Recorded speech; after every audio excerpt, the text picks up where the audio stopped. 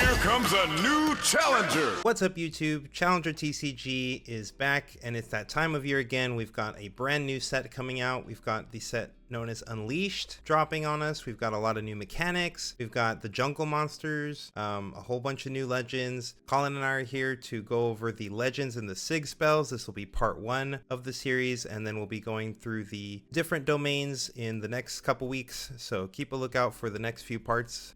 Alex will be joining us at a later time. He was a little sick today, so it's just going to be me and Collin. Hopefully the video is still enjoyable, and we're going to jump into it right now. First up, the first card we'll be reviewing is Jhin Virtuoso. This is the new Kha'zix colored legend in the domains of Fury and Mind. Jhin says, when you play a spell, if you spend 4 energy or more, you may banish it. Then, if there are 4 spells banished with me, put each in its trash, channel 4 runes, and draw 1. Collin, what do you think of Jhin? Yeah, it's funny to me that you said Kha'zix colors. We don't even talk about the other guy who's here in this color combination. But I do believe that he's somewhere between the two right now.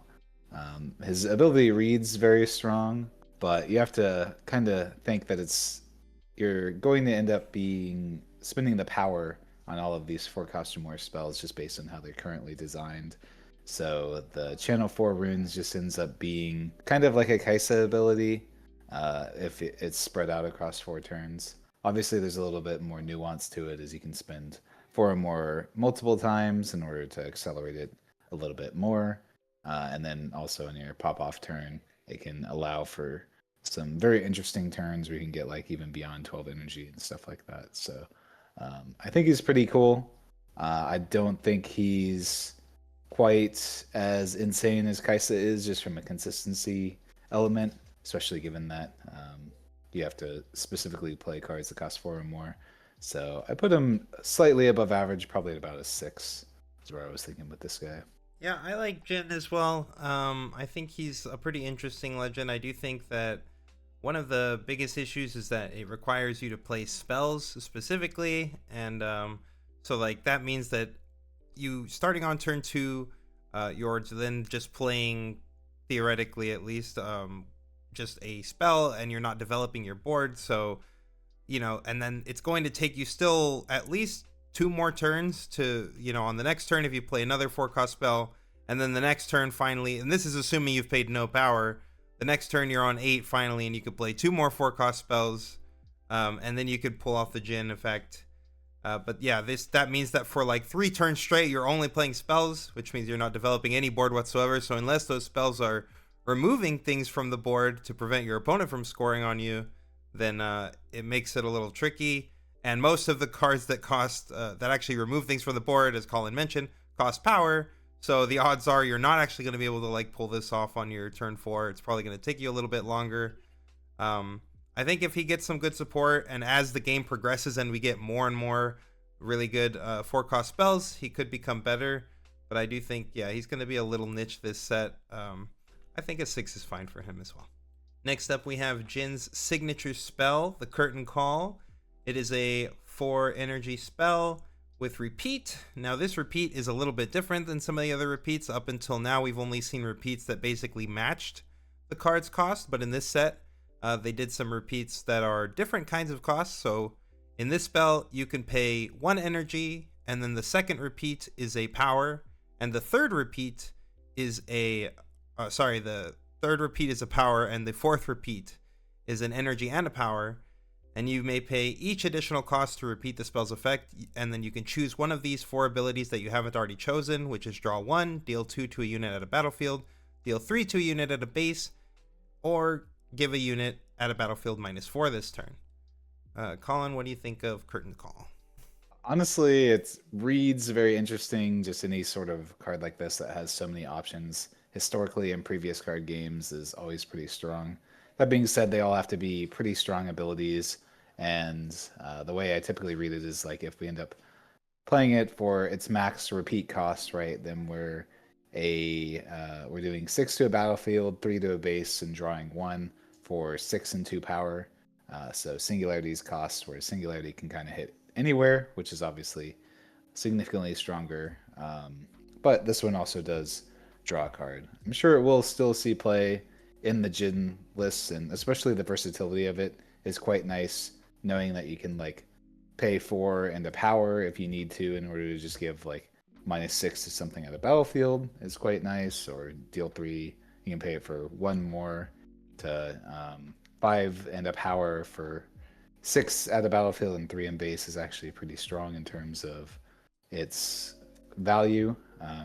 But I think the draw one will probably be the least used mode on this card, as weird as that sounds, just given that you want to be removing units off the board if you're playing Jhin as much as possible to slow the game down.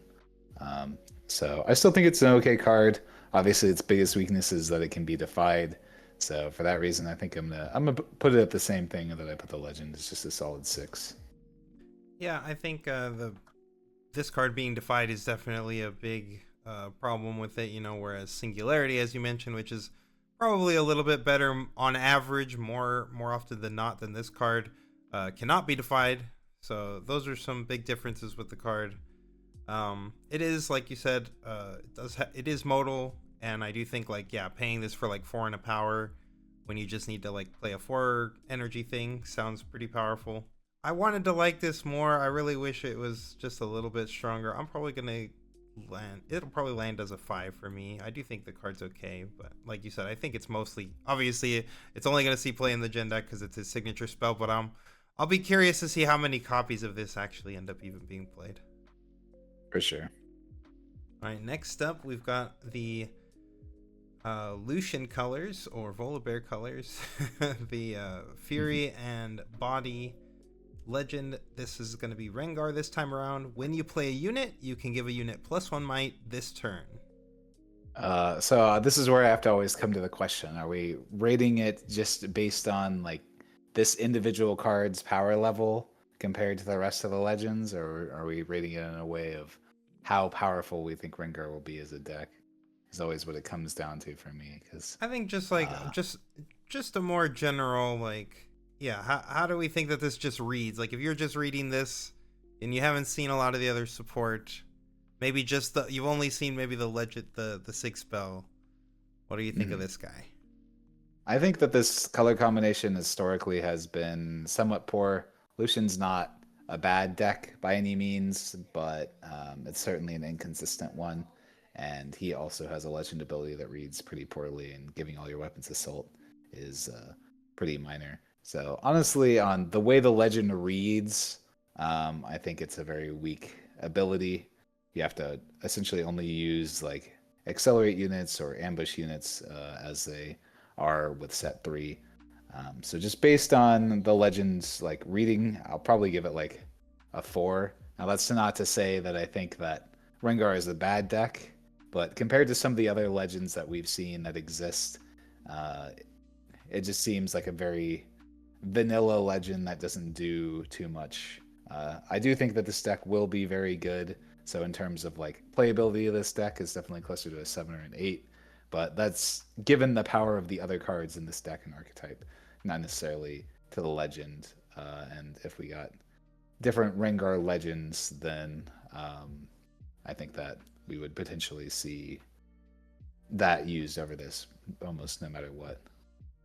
Yeah, I think Rengar reads pretty poor to me as well. Just like you said, like typically in this game, even though you can like play units and like buff something else, I just feel like that's not really that strong. And you're also like committing energy. That means you have to like, if you're going to swing with the unit that you're trying to pump, you have to like commit the energy before you're swinging, which gives you less options in combat. So like, yeah, a lot of this does read pretty poorly to me. It's not a very powerful effect, though I do think in combination with the rest of his support, it's probably going to work out. But yeah, I mean, if you were just to read this legend by itself, and then you read like something like Draven, obviously this guy does not read anything close to that. So yeah, it's gonna land a 4 for me as well.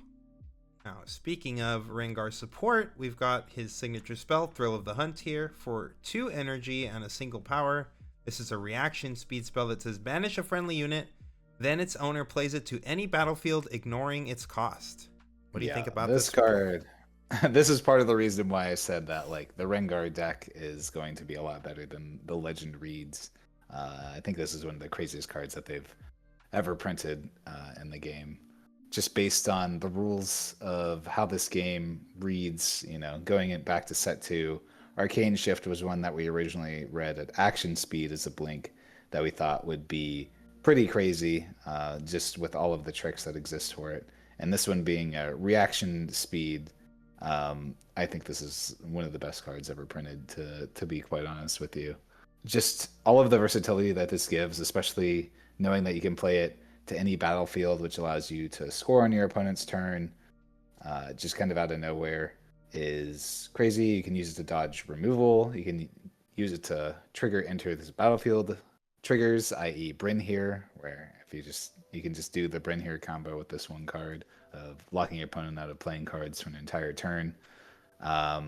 Honestly, I think I'm gonna give this card a 10. I know that's always like kind of blasphemy, but based on what you all say, but just based on like the versatility of this card, you can play this in aggressive decks where you just want to score that additional point. You can play this in combo decks where you're trying to use the Bryn here trigger on your opponent's turn. You can do this in like more mid-rangey style decks where if your opponent is going to break your board or break your big unit, then you can just use this to save it.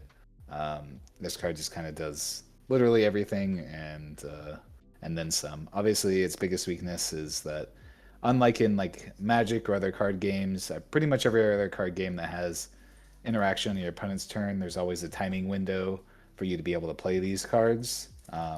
But in this game, you do have to either create your own timing window or have your opponent have some sort of trigger be played, because just playing units doesn't create a timing window for you to play this card. So I think that's, if there's a downside for that card, it's basically just that. But only time will tell once we see the full list if my 10 here is a bit too premature or not. Yeah, I think Thrill of the Hunt is definitely a crazy card. I mean, just the versatility is the craziest thing. Like, this basically reads kind of like a Ride the Wind, except it's just like better Ride the Wind. It's reaction speed Ride the Wind.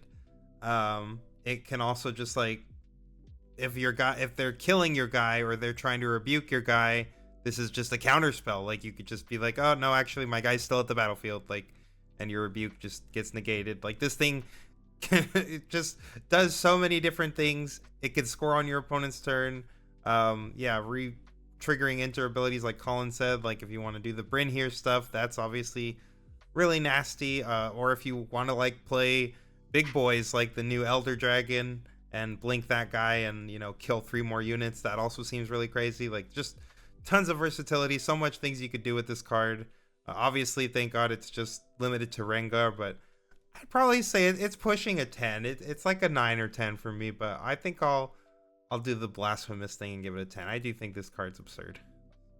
God, we're gonna be biting our words should Rengar not do anything. Whether or not this card is enough to make this color combination, this archetype, work is gonna be a separate thing entirely, especially with it being a very inconsistent color combination. So, unlike in the purple decks that we've seen, you're not guaranteed to see your Thrill of the Hunt every single game, which will be one of the things holding it back for sure. But only time will tell, as it is. For sure. All right, next up we've got the Blood Harbor Ripper. This is in the very dominant, currently at least, dominant colors of Fury and Chaos. This is the legend of Pyke. And for 1 energy, you can exhaust your legend to return a friendly unit at a battlefield to its owner's hand and play a Gold Gear token exhausted. Thoughts, yeah, Colin? I don't entirely understand the flavor on this one. Pyke isn't really known for like protecting your units at all. He's definitely more of like a assassin type in the League lore. So that one's got me a little bit confused as to why it reads this way. And I also think that this ability is quite weak. We've kind of seen a similar ability out of Pack of Wonders that can even bounce more things and has combos with the Treasure Hoard and all that, and that card hasn't really seen any play up until this point.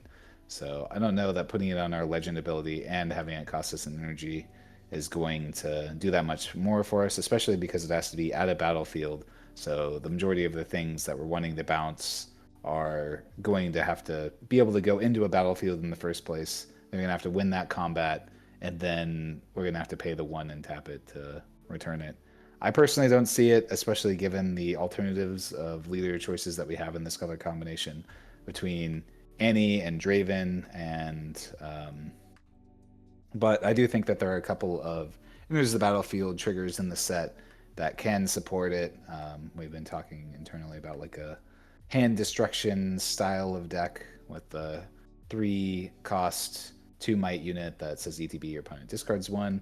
If you can loop that with this guy, then it seems very nice, but again, it's one of those things where if this guy's your legend, you have to wait an entire turn cycle, get it into a battlefield, and then have your opponent like not be holding or killing that unit in any way in order for you to even be able to use this.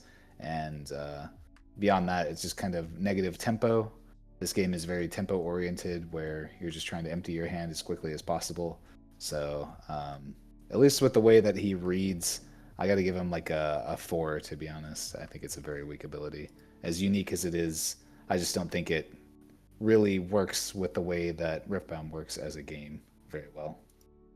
Yeah, I really like the pirates in the League of Legends universe. I was really hyped about Pyke getting a legend, but I do gotta say I was pretty disappointed with Pyke. I do think that the way this reads, it's most likely meant to interact with like hidden cards and hidden units, which it does seem like they're printing more of in this color combo for this particular legend. But yeah, just on its own, if you're just evaluating it by itself, I just think, like Collin said, the game is so tempo based that a tempo negative effect like this, outside of hiddens, which are free cards that you can play, of course, is just basically this card doesn't do all that much if you're just bouncing regular units, or you know, you just have units on the board that you don't want to bounce, then your legend is literally just sitting there blank.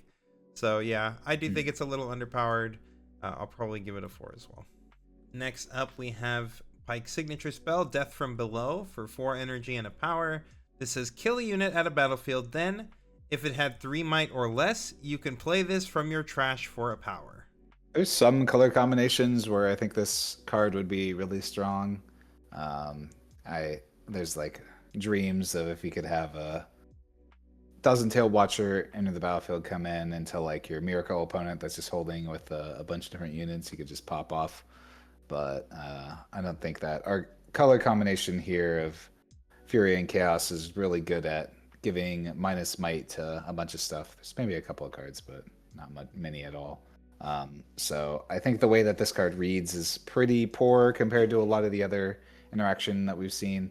Vengeance is obviously the biggest comparison point that we have as a 4 cost and 1 power that can hit anywhere. I think the differential between hitting at a battlefield and hitting at a base is so substantial, because if it's a unit that's at a battlefield, then typically with how these decks are built, all decks are built to be better on offense than defense anyways. So it's pretty rare that you find yourself in a situation where you really just need to kill 1 unit in a battlefield. And even if you are doing that, then we're still in chaos. We could have just rebuked it. We could have just like star-crossed it. We've got all these options to potentially be doing something similar. So I could see maybe one of these being played in the Pyke deck, but I honestly think it's pretty poor, and part of the reason why I don't have many high hopes for Pyke going into this set. So I'd probably put it at about the same as a 4. Maybe they'll see a little bit of play in the right meta, but it is not something that has me excited to play Pyke.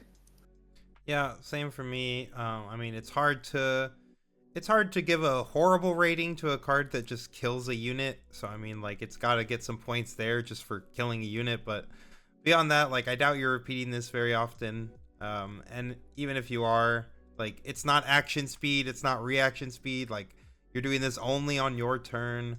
It just seems, compared to a lot of the other signature spells in this set, I feel like this one just seemed really undertuned, which, hey, this color combo didn't need that much, so it just sucks that Pyke had to bite the bullet here. But yeah, I'm not too impressed by it. It's a 4 for me as well. All right, next up we've got Vi, the Piltover Enforcer, in the Fury and Order domains. When you conquer, if you assign 3 or more excess damage, you may exhaust me to ready a unit. Yeah, I mean, I get what they're trying to go with this theme as like a overkill thing. It has kind of the same issue that a lot of units have with like on attack triggers, where it requires you to get in combat, and unlike what Draven probably should do, where you have to actually deal damage, that one just wins combat regardless. This one you have to conquer, you have to do excess damage, meaning that you have to actually like kill the unit and have it not be saved with like a fight or flight or something of that nature. And then at the end of that, all that you get is like a Lucian 3-drop trigger, which is not super strong. I think their biggest thing that they're trying to do with this is the set one Vi, and using that as like its own ride the wind combo, where you can play your Vi, give her a bunch of might, send her in, and then she gets to gank over to the other side.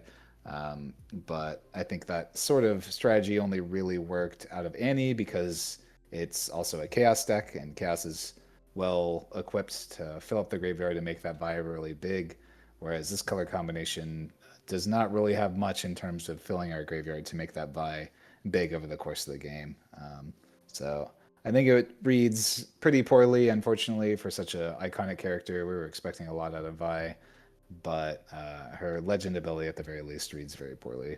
So I honestly, as sad as it is, I think I have to give her like a 3. I don't think that this legend ability is ever going to come up, and she might just be completely blank most games. Yeah, I definitely feel like she's gonna be blank a good portion of the game, even in the games where she's not blank, like she's gonna be blank most of the game. Like I do think that the final, giving that go to 6-7, or from 6 to 7 to 8 really quickly with the Vi is nice, and like being able to use the 2 cost Vi as your chosen champ if that's the one you decide to go with, can like pull off some cool lethals, but I don't feel like you can justify having a blank legend for most of the game just to like have a good end game, because I just feel like this color combo is already struggling in a lot of different ways, and one of the main ways that it was struggling is with card advantage, which Rek'Sai gives you. So it's kind of really hard to justify playing Vi over Rek'Sai. She would have to have some really, really powerful chosen champions and signature cards to justify that. And based on the legend alone, like, yeah, the effect's pretty weak. So yeah, I don't really like her at all. I guess a 3 is fine, but yeah, I'm just not a fan. Maybe get more controversial with our ratings here. Next up, we've got the Hextech Gauntlets. So this is Vi's signature gear. It costs 3 and no power. You can equip it for 3 energy and a power, and its energy cost is reduced by the might of the unit that you choose to equip it. And it reads, when I conquer, if you assigned 3 or more excess damage, draw 1, and it gives you +3 might. The extra draw is kind of nice. I'm sure into some matchups, that's one of the things that will kind of carry this as a card. At its base, though, it does kind of just read as a BF sword that costs 1 less energy. The equip costs, typically, you're going to be equipping it to something that has at least 3 might. So that it basically just equips for the same cost, gives the same plus might, but it has this additional text of if on Conquer you assign 3 or more excess, you get to draw 1, which is quite a good effect for what it's worth, especially out of a color combination that typically struggles into having any sort of ability to draw cards. So I don't think it's quite enough in order to carry it, but there are some cool stuff if there are ganking units in this color combination that they end up spoiling a little bit later, as I don't think we have very many good ones right now. Then it could create some situations where you could like equip the gauntlets, come over both battlefields, draw 2, and that would be not too bad. Right now we just have to rely on like the Vi and then like Gem Jammer, I guess. I think there are a couple of the keyword soup 4-drops between Jhin and Rengar also that have ganking that maybe will become mainstays of this Vi deck. But in terms of equipments, I think this is one of the best ones that we've seen in the game so far. So I think I'm willing to give this card like a 7.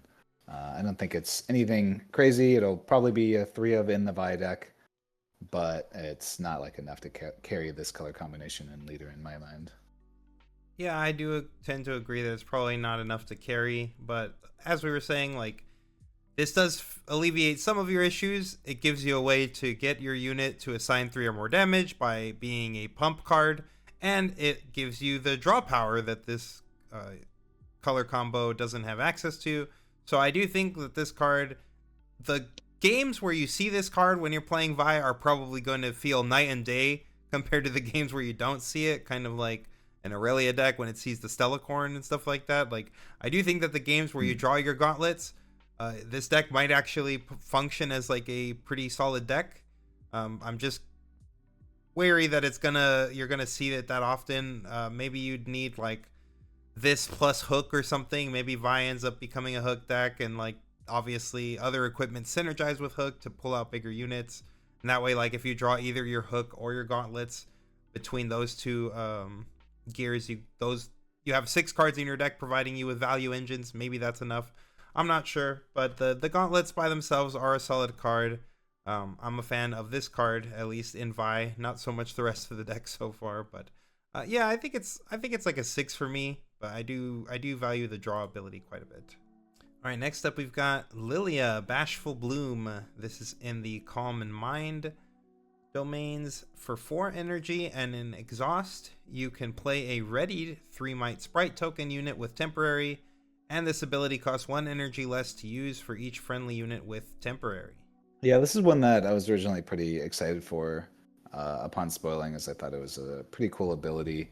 Just being able to create these temporary units that you get to use for a turn cycle, make it very difficult for them to want to break in, because anything they send into your battlefield, they're just going to end up killing something that was going to die anyways, right?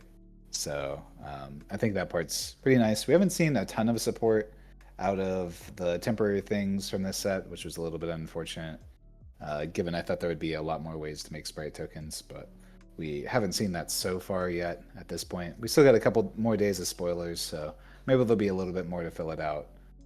But as a base, just paying for and tapping it to play a readied sprite token is like kind of like playing a sprite mother, except you don't get the additional 3 body in base, and also it doesn't cost a power.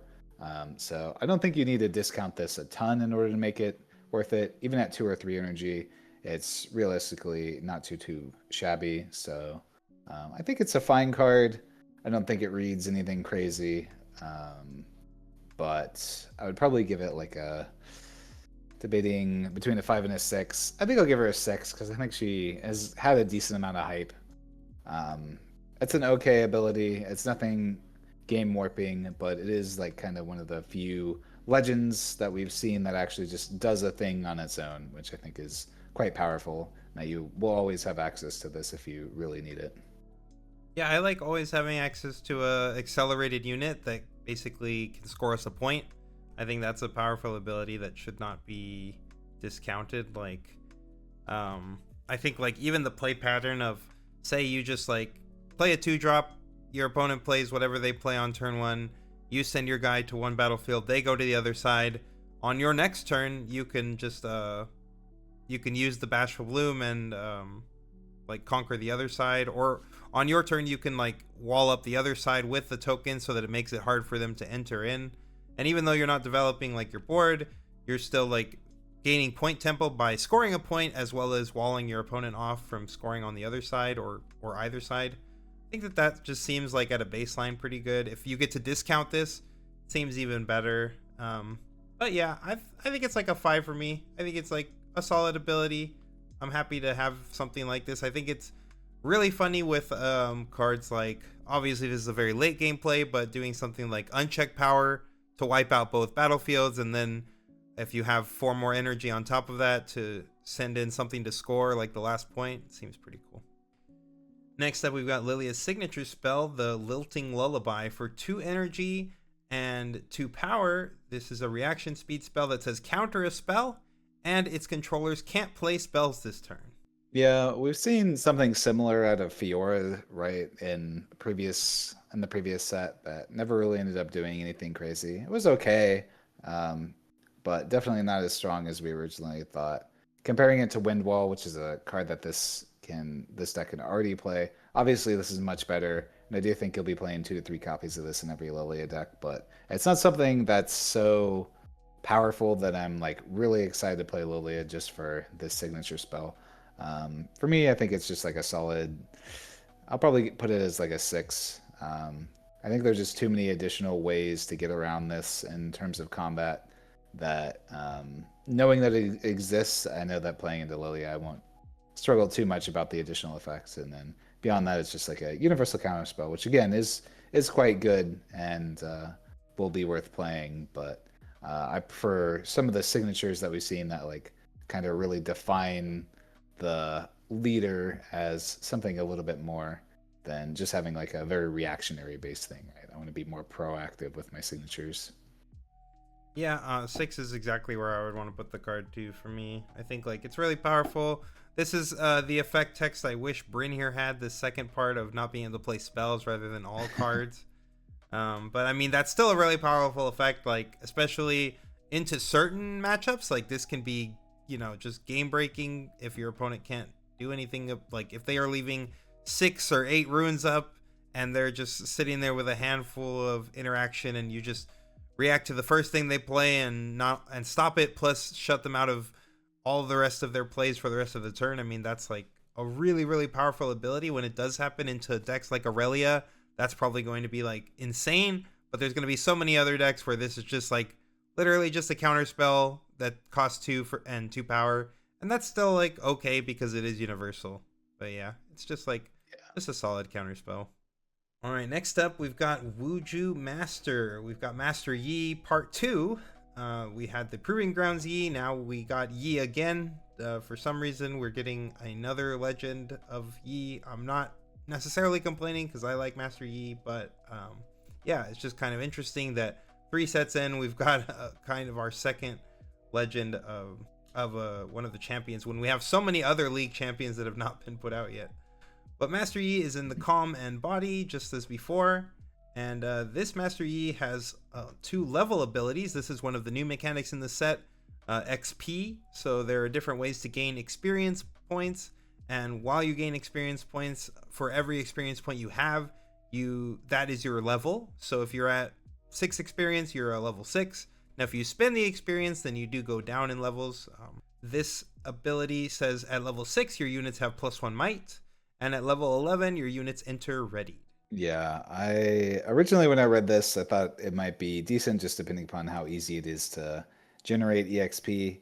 But from the cards that we've seen so far, it doesn't seem to be something that will happen quick enough for this legend to really do much of anything. Compared to his Proving Grounds variation that just always gives you +2 might, having to get all the way up to level 11 in order to start getting your units in a ready effect is quite difficult. And as his level 6 is okay, but knowing that's probably not going to be online until like turn 4 or turn 5 typically, based on a lot of the cards that we've seen right now, just means that I think he's a little bit too slow as a legend. And sadly, I think he's maybe a little bit better than like Vi, for example. So I think I'd give him like a 4, but it just seems way too inconsistent to really get to level 11. I think there are a lot of games that you won't even be able to get to level 11 in the first place. And he sets himself so far behind that once you get to that point, I don't think all of your units entering ready are going to be worth how much that you had to give up by just having a Blink Legend for a while. Yeah, it's really hard to evaluate legends like these in a vacuum because he's literally built around an entirely new mechanic. We're only going to have like 1 set's worth of cards for that mechanic, and then on top of that, you know, some of them are going to be spread into other colors that he doesn't have any access to. So it's really just going to come down to how quickly you can farm XP. And like Colin said, based on what we've seen so far, it does seem like they're not letting you farm it that quickly. And it's probably going to be like turn 3 or 4 till you have even the first ability online. There's definitely certain hands that you could get, and you know, different battlefields that you can use, like for instance the Reckoner's Arena to like get double scores of your hunt on hold. At least that's currently how it's being ruled that it could work. That could change when we get the rules update. But yeah, I do think that it's the two abilities are really strong. It just comes down to like how quickly that you can farm the EXP, and I just don't think that right now this guy can farm EXP very well. Yeah, I'm gonna give it like a 3. It is just reads pretty weak to me. And next up, we've got Alpha Strike, Master Yi's signature spell for 3 energy and a power.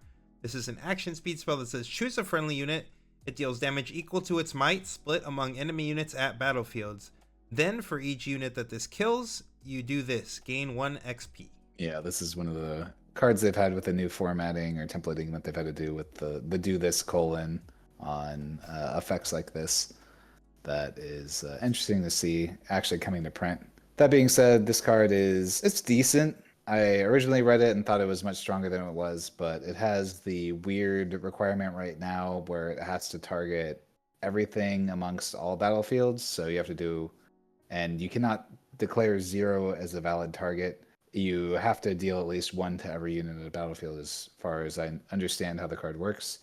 That being said, that can be a benefit with cards like Elder Dragon, where you can just use an Alpha Strike on an Elder Dragon to just completely wipe your opponent's both battlefields, which is obviously crazy. And then you'll gain an EXP for each one. So I think in general, it's kind of hard to make this card work to have the complete dream of just like clearing your opponent's battlefield. But it is like a fight spell, such as Challenge and Marching Orders that we've seen previously, that also doesn't deal damage to the unit that's dealing the damage. So I think that, at the very least, gives it some merit as a pretty solid card. I just don't think that you're really ever going to be gaining enough EXP to make our Legend pop off with this card. I expect at most maybe 1 or 2 XP, which if you're able to kill 2 units with a 3-cost spell, that is quite good.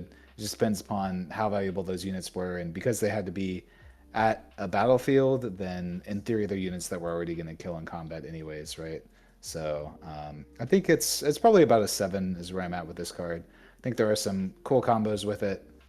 It is kind of like a more proactive card, and that it's working towards our win condition of getting a bunch of XP as well as killing a bunch of our opponent's units, which is something that we're going to want to do anyways, especially at action speed. You can use it kind of defensively too. So I like that part of it, but I don't think it's anything crazy.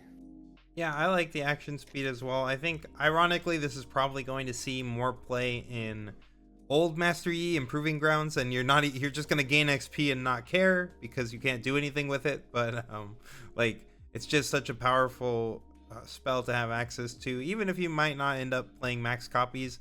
Depending on the rules update and the FAQ that we get for this card, we'll see what the final ruling ends up being as far as splitting the might. But even if you do have to do the split might thing, I mean, I think this card is still really strong, especially if you're using it on like really massive units, like something like that's an 8. I mean, you could still, like, if they're sending 2 4s to clear your 8, and you use this at action speed to clear both of their Noxus Hopefuls or whatever, now they just lost 2 Noxus Hopefuls for 3 energy. Like, that's really, really powerful. I do think defensively is where this card's going to shine the most, and of course, like with things like Elder Dragon in the Aurora builds, yeah, we'll just have to see how Alpha Strike does overall in the experience deck, but I do think it's going to be really good in Proving Grounds Yi, and I think it's definitely a big upgrade over the last signature spell. So Yi actually does have a signature spell now that's worth playing. I think 7's a good number for it. I almost want to. I think if they make it ruled that you don't have to assign minimum damage, then I think it might even push up to an 8. Yeah, I could see that. Next, we got Vex Gloomist. When you or an ally hold, you can exhaust me to draw 1. This is in the Calm and Chaos domains. I think this is a card that's kind of been memed on, very much so, as the Draven, look what they have to do to mimic a fraction of my power sort of thing. But I was very quickly reminded of one card that existed in set 1 that was one of, like, secretly the most oppressive cards that nobody really ever talked about in Grove of the Godwillows, and that's what this legend does. Is just a consistent grove where everything that they're holding, every time that they're holding, you just want to break in, and you're like, oh, they're just going to keep drawing cards, get infinite fuel in order to continue building their hold more and more. So, plus it being something that's passive, where your opponent has to interact with you in order to stop you from doing this, I think is actually pretty good. It reads a lot worse than I think it actually will be in practice. And honestly, Vex is a legend that I personally am very excited to play for set 3, given all of the additional cards that she has spoiled. So, but in terms of just like a vacuum on the legend, I think it's better than a lot of the ones that we've seen so far. I honestly, I think I'm wanting to give it a pretty high rating. Is just like a want to be able to say I told you also later, because I do think that this might be good as a hold deck. Obviously, the biggest issue with hold decks right now is the existence of Bryn here, so that'll be a part of it too. But I think I want to give it a 7. I'm leaning kind of towards an 8. Maybe this will be my bold call, and I'll put it as an 8. You know what?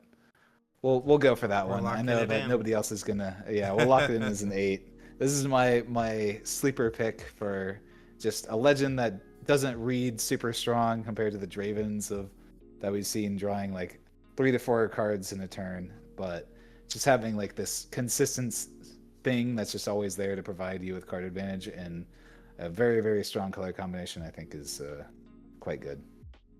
Yeah, I'm definitely a fan of the Vex. Just drawing an extra card every turn is really good. I think that these two colors in particular, are just so good at holding too. Like, I just basically envision this deck playing like an Ari deck, except you're also playing purple, so you just have like literal infinite ways to defend. Even more so in this set, we've got tons of new tools. But even if you were to, just literally be looking at sets 1 and 2, green and purple just have so many crazy interaction spells, pump spells, counter spells. Like, you can defend really, really well with those. Vex's chosen champs so far that we've seen, both her old ones and the ones from the new set, are really strong. So obviously that gives this some points. But just by itself, I mean, drawing a card, just being a draw engine, is really strong. And I do think, while yes, this probably might not get as many draws per game as Draven, it theoretically could. Yeah, I think it's hard not to want to give this like at least a 7. Probably gonna land on a 7 for me. Not be quite as spicy as Collin, but I do think this card's very good. Yeah, I think it's become one of those things with Draven where people have like gone out of their way to avoid combat in order to stop Draven from triggering, but Vex isn't something that you can really do that with, right? Like, you have to actually initiate combat and play their game in order to stop them from using their legend ability. So I think just it being built in that sort of thing makes it quite strong. Yeah, I think if you're letting them hold for like 3 or 4 turns in a row and they're like doubling their hand size, it's not a spot you want to be in. All right, next up we've got Vex's signature unit, which is Shadow. This is a 3 energy, no power unit for 3 might. If you play me at a battlefield, I enter ready, and it has an action speed ability. For 1 energy and a power, you can exhaust it to stun an enemy unit attacking here.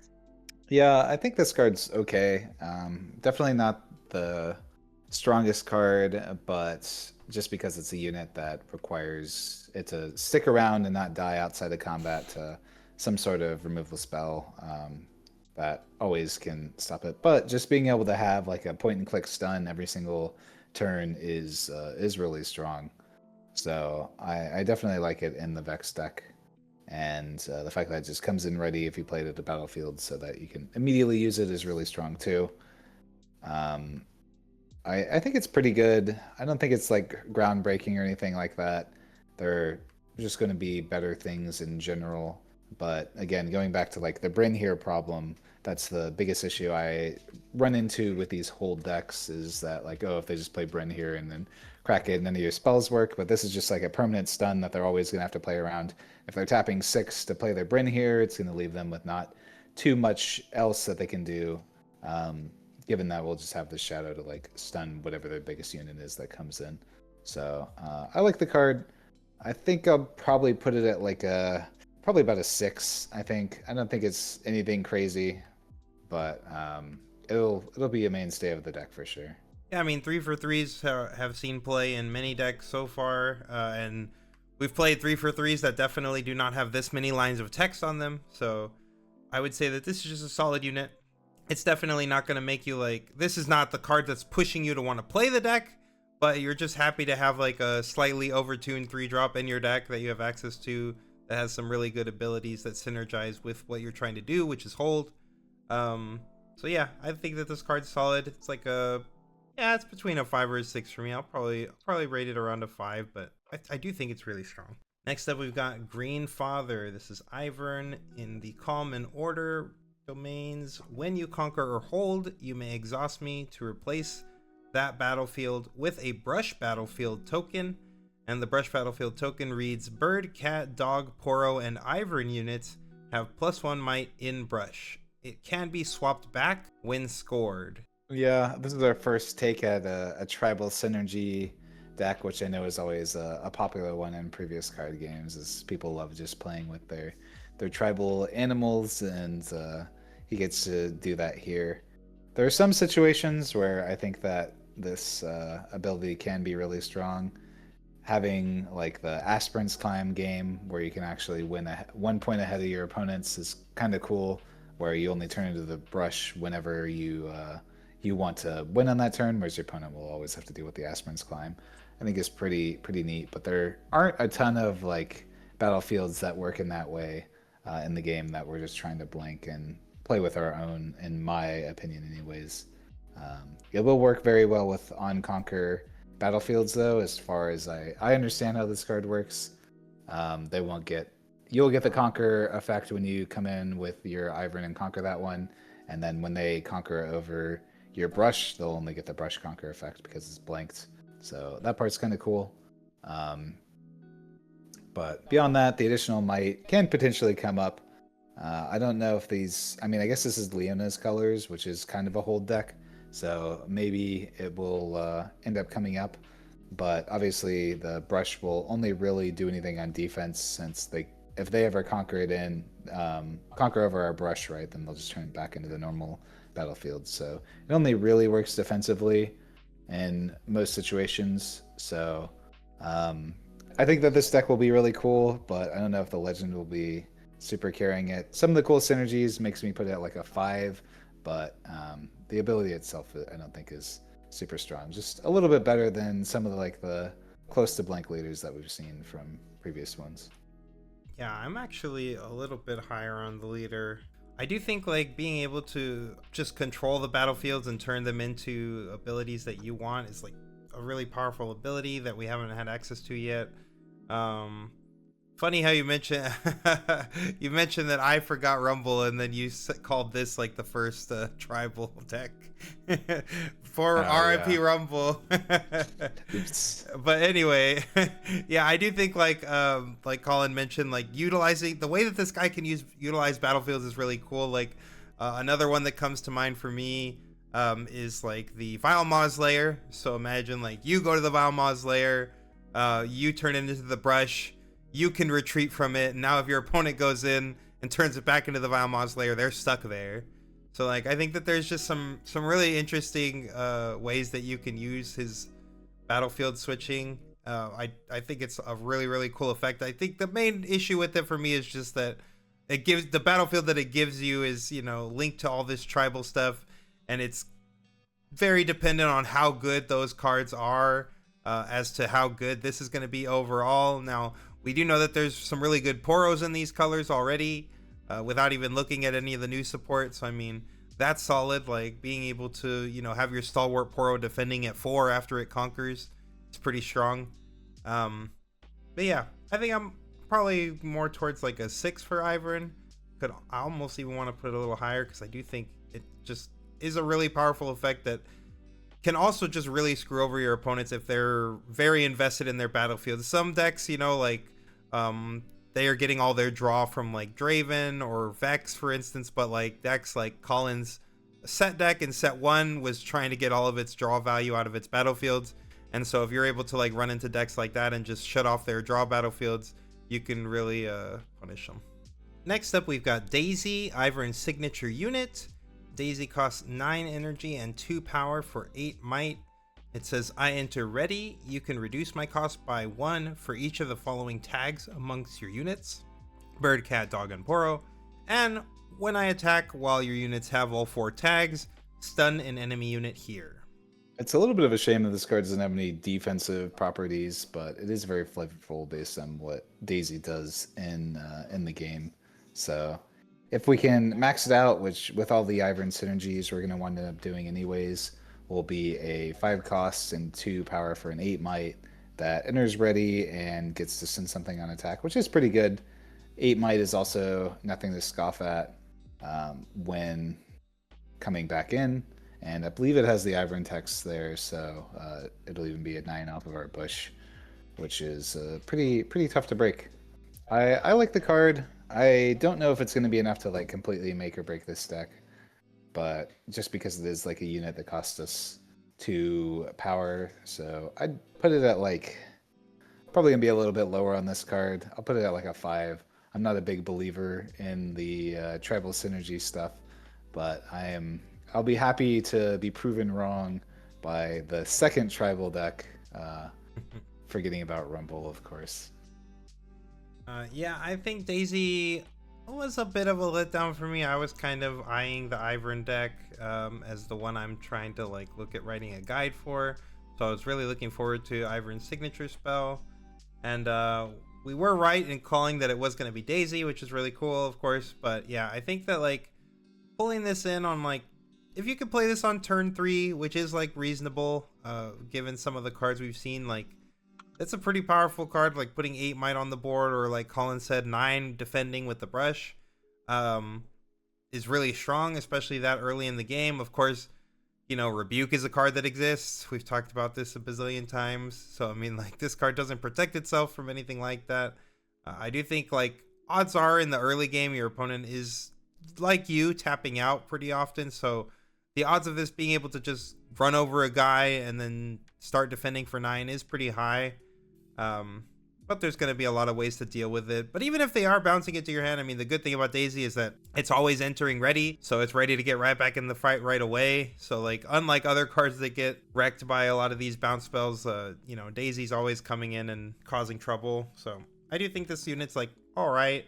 It's probably like it's like between a 4 or a 5 for me. I'm probably going to put it like at a 4, but I think it could be solid. It's just really going to come down to how often we could pull off the tribal stuff and how many of these tags we can get into play reasonably early. Next up, we've got Diana, Scorn of the Moon. In the Mind and Chaos domains, Diana reads, reaction, exhaust me, and add 1 energy. You can only spend this energy during showdowns. Yeah, I believe, you can correct me if I'm wrong, but this will work if you go into an empty battlefield as well, because it's not a combat, right? Yep. So you can always just tap this to play like a stack deck or stupefy, or you can even use it to go up for some more expensive cards. So having access to an additional resource is pretty good. We saw the Darius Legend ability being relatively decent in set 1. Granted, that one could be used for anything, but did require you to play another card beforehand. And this one is in a much better color combination. So, especially seeing a lot of her synergistic cards and wanting to have extra energy on in order to do combat with all these spells and stuff, I think it's pretty cool and fits the color combination quite nicely.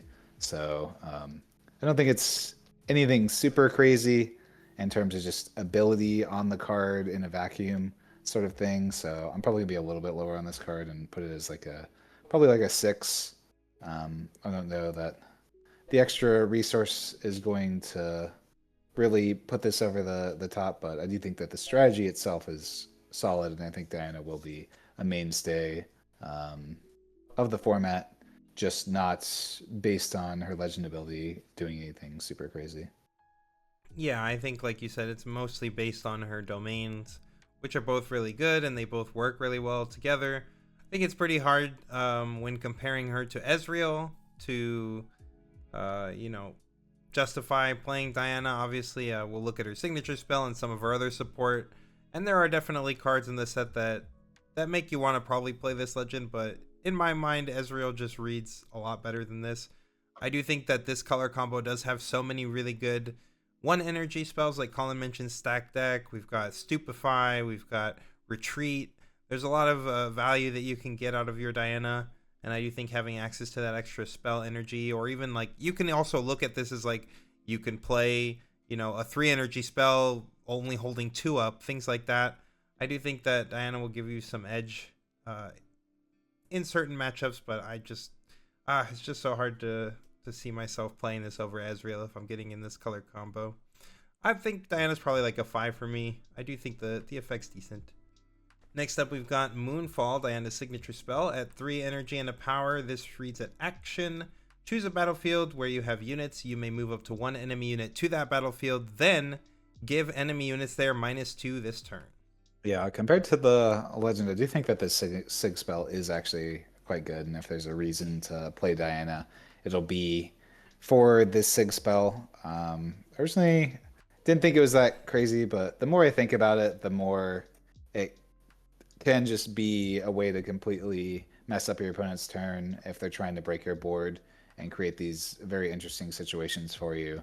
And just being able to give -2 to everything that they're attacking with, like Arcane Shift plus Thousand-Tailed Watcher, is something that we all feared out of the Ezreal deck in the same color combination, and this is a card that is able to do it just for the Arcane Shift cost. Granted, it's only -2 and it's only at the battlefield, so it's not everything, but you also get to pull something in, so it's pretty cool, and also A++ flavor based on what Diana does in the game. So I think this card is actually pretty good.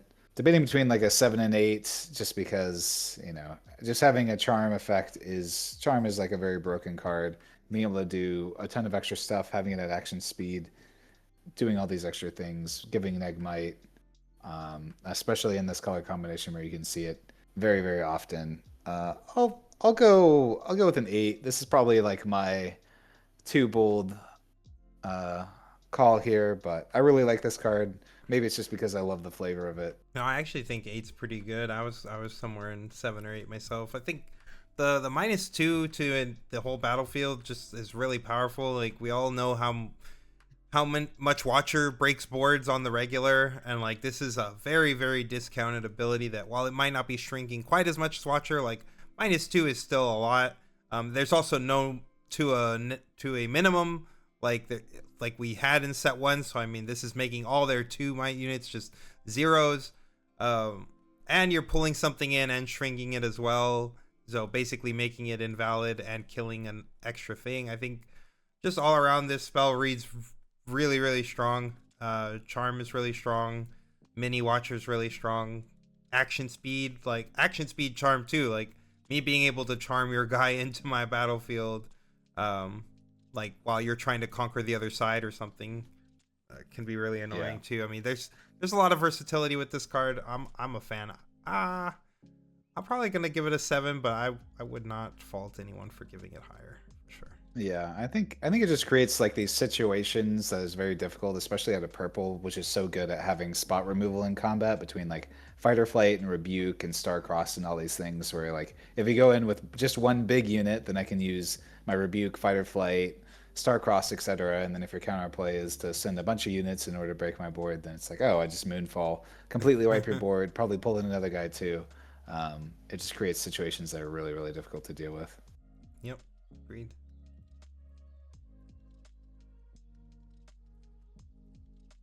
Next up, we've got arguably one of the most hyped legends of the set, Leblanc, Deceiver. This is in the Mind and Order domains. When you conquer or hold, you may discard 1 and exhaust me to play a readied reflection token unit there. It becomes a copy of another unit there, and you give it temporary. Yeah, in terms of just reading the legend ability, when I read this one, I was like, wow, this card is crazy.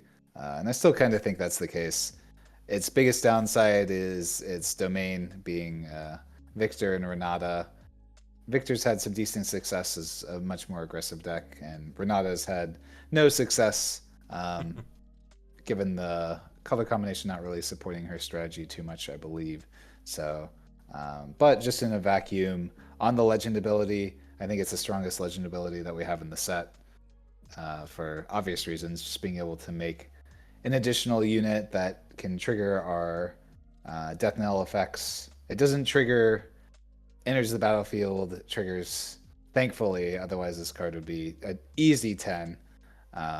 Not even close. So I think I'd probably put it on the side of like a 9 still. I do think it's the best legend in the set. I don't think it's quite to Draven's levels of dominance, but it will be a pretty good, pretty solid legend here that just will be carried off of its effect alone. Yeah, I mean, it's a 9 for me as well.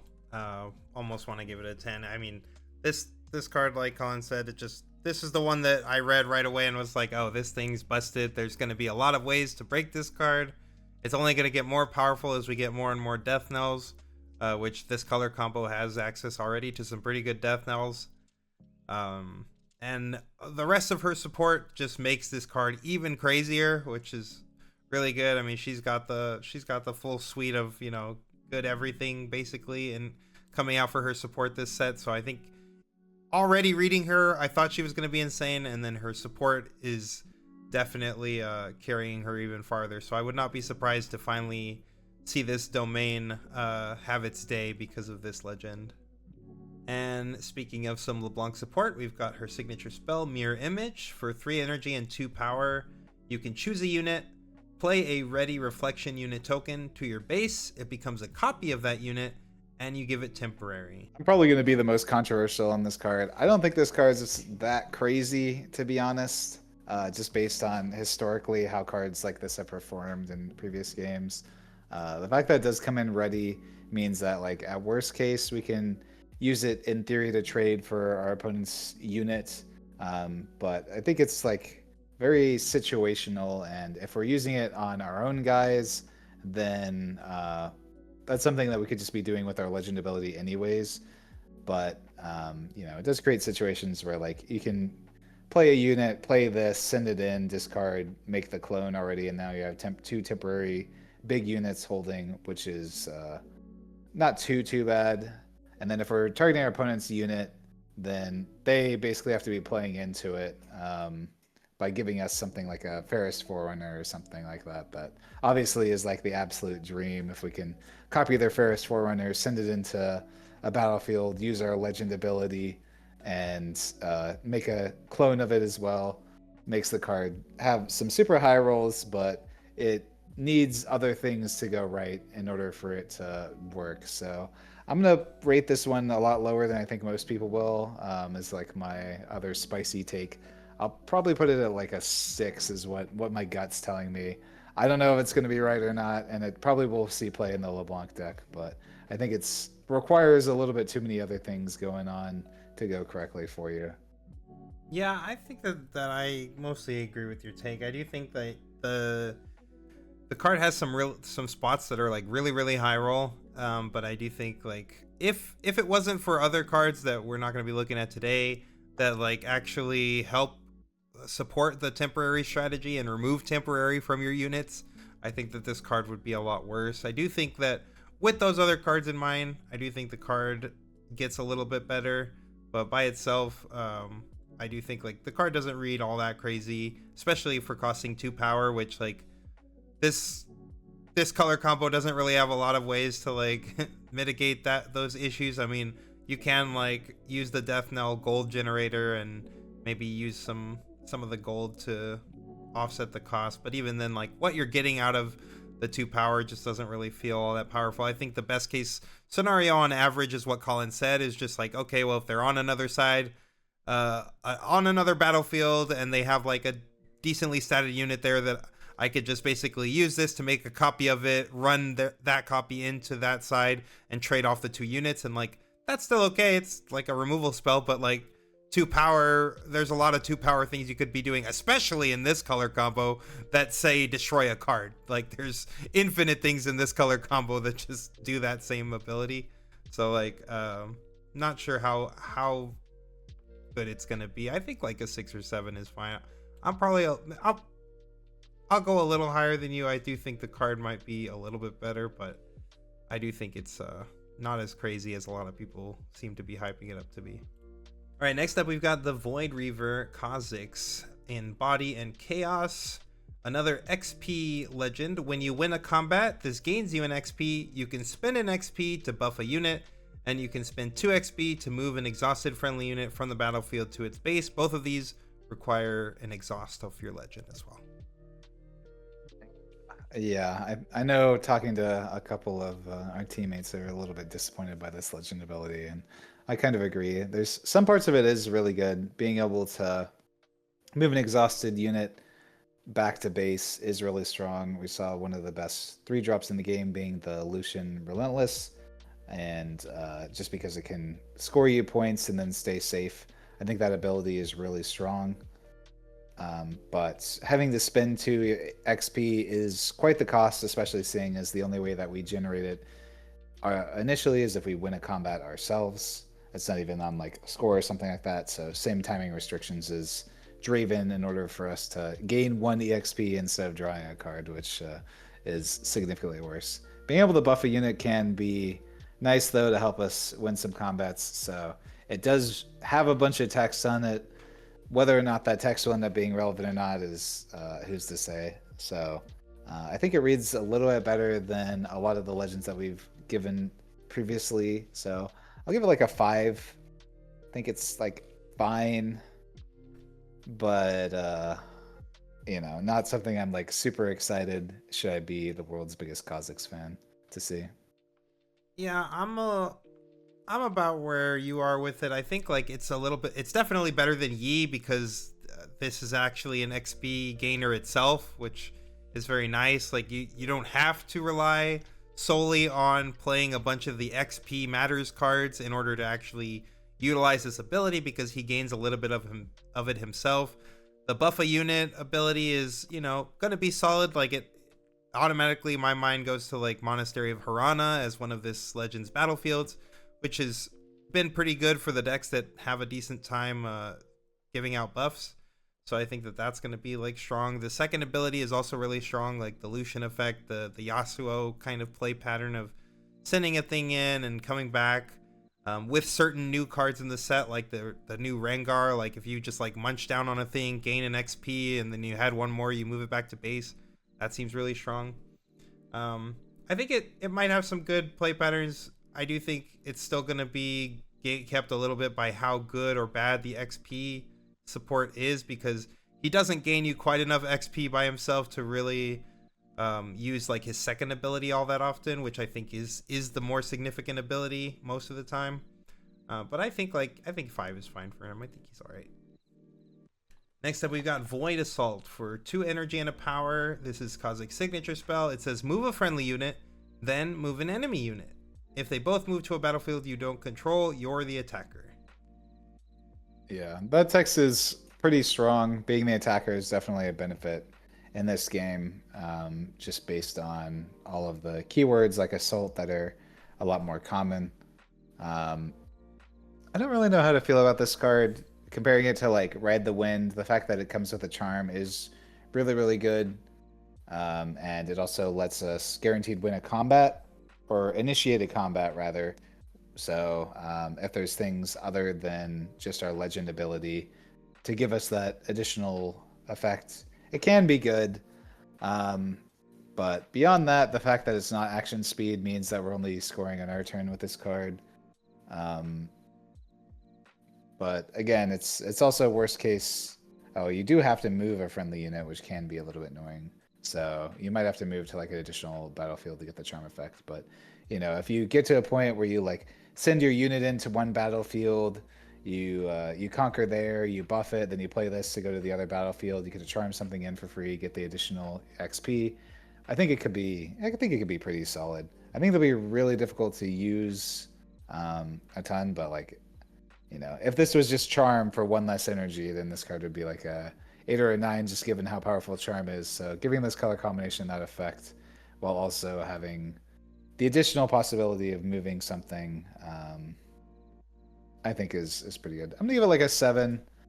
If the move was a May, it would definitely help, because it might be a little bit difficult to make this work as well as we want. But you know, there's a lot of options that you have, especially given the leader. We can like send something into a battlefield that's already readied, steal one of their units, win combat, use the Kha'Zix to send it back home, and then go into the other battlefield too.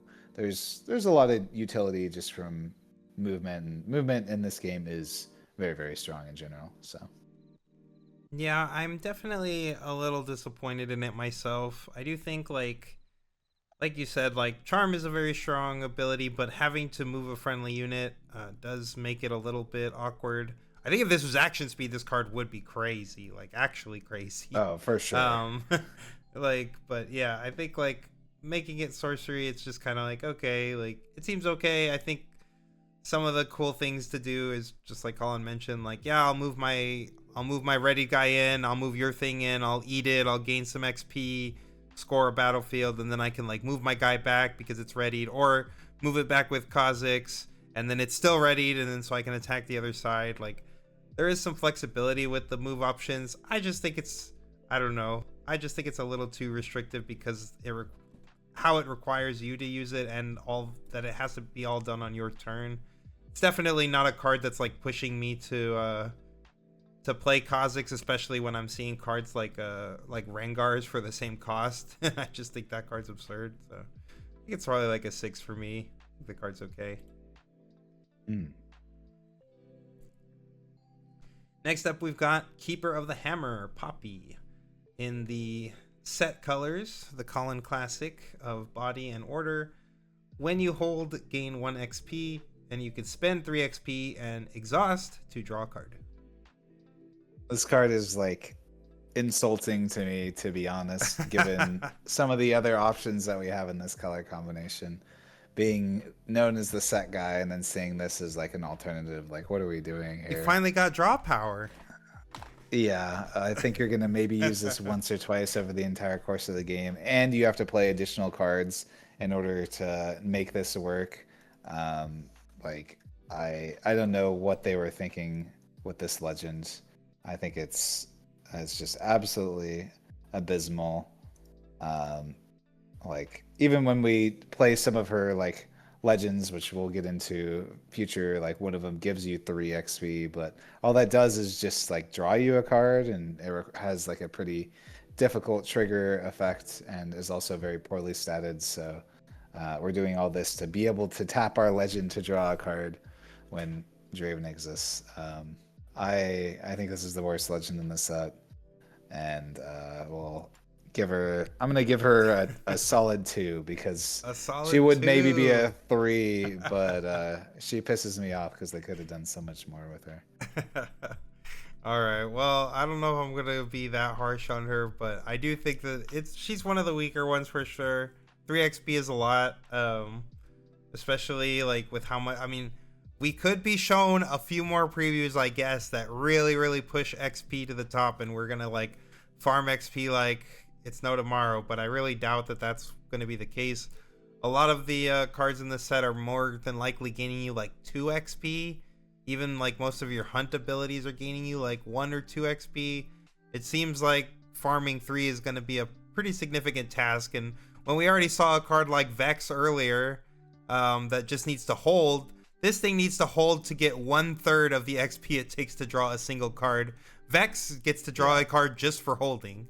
So, like, it does seem like they really don't want this color combo to have easy access to draw for some reason. I don't know what it is that they're so worried about, but yeah, she's a little underwhelming. I'm probably gonna give her like a 3, but yeah, I do think like drawing a card is still strong on a legend, even if it's a little overcosted.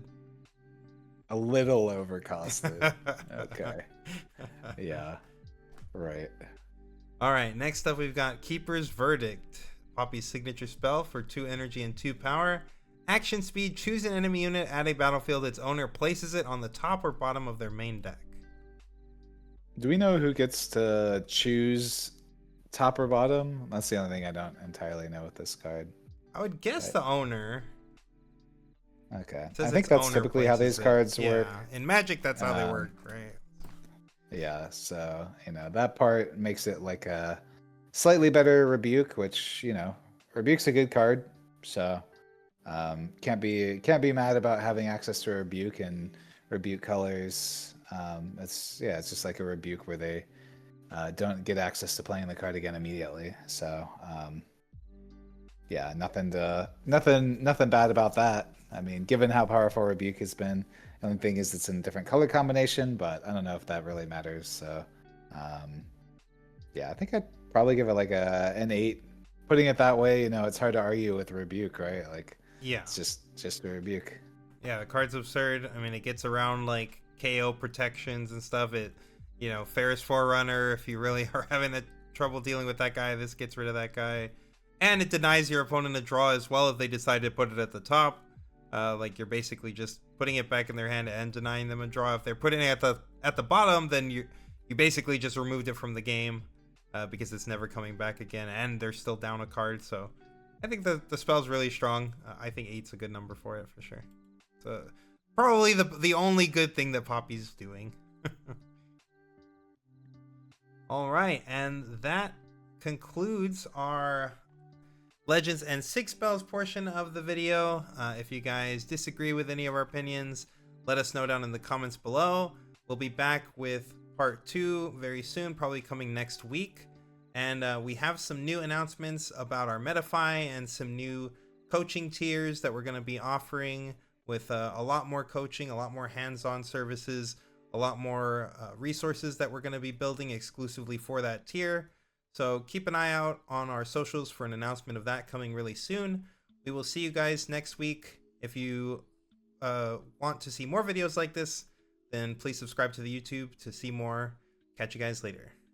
Challenger TCG is now powered by TopDeck.gg. TopDeck.gg is the tournament software you want to be using when hosting any tournament. It has instant pairings, a robust mobile app, integrated payments, and an easy-to-use interface, all for just $12 a month. You can get a free 14-day trial right now if you want to try out the software and use promo code CHALLENGER for an additional month free of charge. If you decide you want to keep the software, use promo code CHALLENGER25 for a 25% discount off your yearly subscription plan.